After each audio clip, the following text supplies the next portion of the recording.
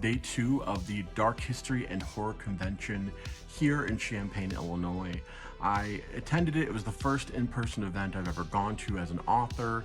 I was selling my books and I was selling some collectibles and things, but really I wanted to kind of focus on some of the stuff I got and some of the people I met and some of the experience in general. The second day, it was much colder here in Illinois. You may have seen from another picture if you follow me on my socials of my jack-o'-lantern covered in snow, but yes, it snowed on Sunday, so that wasn't so fun. So it was a little cold. I had really just as good a time, honestly, and I think, you know, having reduced hours on Sunday helped a lot. But I got some really fun stuff I wanted to go through quickly. This time I'd gone through, I think, most of the authors and talked to them. And then this time I was kind of looking more like art prints and other fun stuff like that. The artist Jeff Lasseter was there selling some of his art prints and stickers and all that kind of stuff. But he also had some vintage paperbacks, and I am of course a huge sucker for vintage paperbacks. So I got Mystery of Witch's Bridge, or yeah, Mystery of the Witch's Bridge. And then I also got some of Jeff's art. First up was Jerry Blank from Strangers with Candy. If you've never seen Strangers with Candy and you've never experienced Amy Sedaris in this role, do it. It's crazy, it's pretty wild, not always for the faint of heart in some ways when it comes to, you know, how they push the comedy, but I saw this and I fell in love. I can practically hear it saying, you know, I stole the TV. Jeff also does some life drawing, and I really loved this piece of his. This is an original piece of art, and I have just the place to put this, actually. I got a chance to talk to the people at Cat Dragon Creations.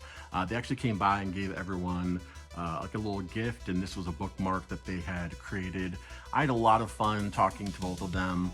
They had really cool laser cut like etchings and things and interesting designs. We kind of talked a little bit about the process and you know what they selected and they didn't. And then they had some really cool earrings, like just awesome earrings that was like just, I mean, really cool pop culture stuff, horror stuff, things you wouldn't really expect. Like I just think, yeah, the imagination on display was really awesome. So I had a really great time talking to them. Oh, and I did buy something, but I can't show it because it's a gift for somebody. So, and there's like a very slim chance that this person might see this video. So whatever. But I really liked Cat Dragon Creations. And then actually, while I was doing the tour of the projection booth, there was a message basically from the person watching my booth at the time saying that the artist Gaither was at my booth and wanted to maybe trade some art for some of the action figures I had for sale there. And I was like, okay, well, that's awesome. So I had not had a chance to go to his booth yet, but if you are into certain scenes or if you're into, you know, kind of like alternative art, you have seen Gaither's work. He's done stuff for posters and album covers and all kinds of great stuff. So I got some really cool pieces. I got this awesome Frankenstein magnet, Creature from the Black Lagoon keychain. And I didn't just get the keychain, I actually got the art print as well. I love the style. I love just the way that this is incorporated. And then just down the road from us, there was somebody who was selling kind of magazine size comic books. And I'm such a sucker for that. So that's things like, you know, eerie and creepy that were really popular for a little while in the 70s. I mean, and a lot of them were in black and white inside. I got the Indiana Jones and the Temple of Doom comic book adaptation. So whenever there's a comic book adaptation in this size or treasury size, I like to go for them because I think they're fascinating time capsules.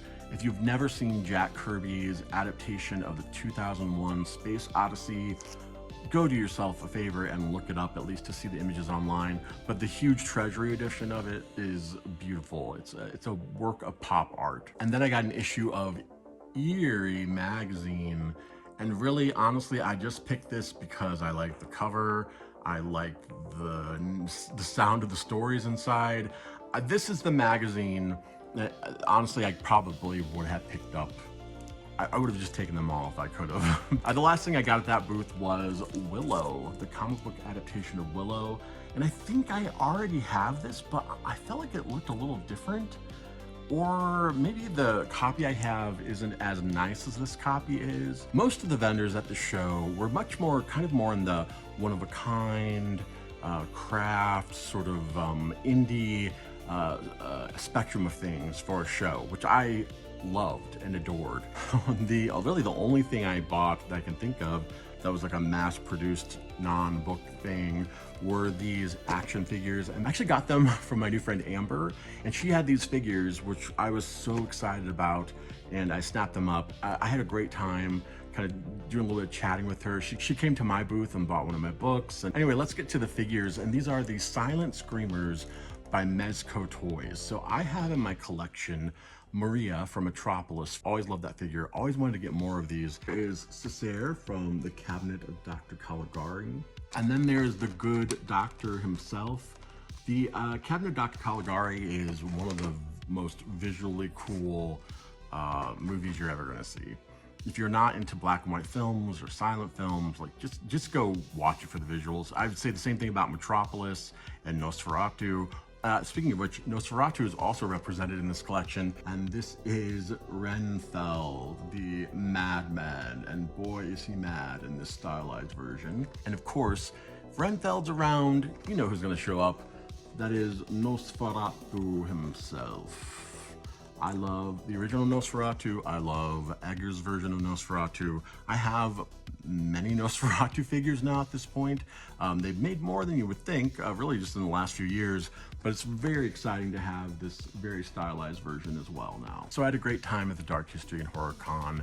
I believe next year at least they're taking some time off, a little well-deserved pause. I think the intention is to hopefully bring it back in the future. If you're in the Champaign-Urbana area, it was a great time, and it was a great space at the Orpheum. Definitely go check that out if you have the opportunity at some point.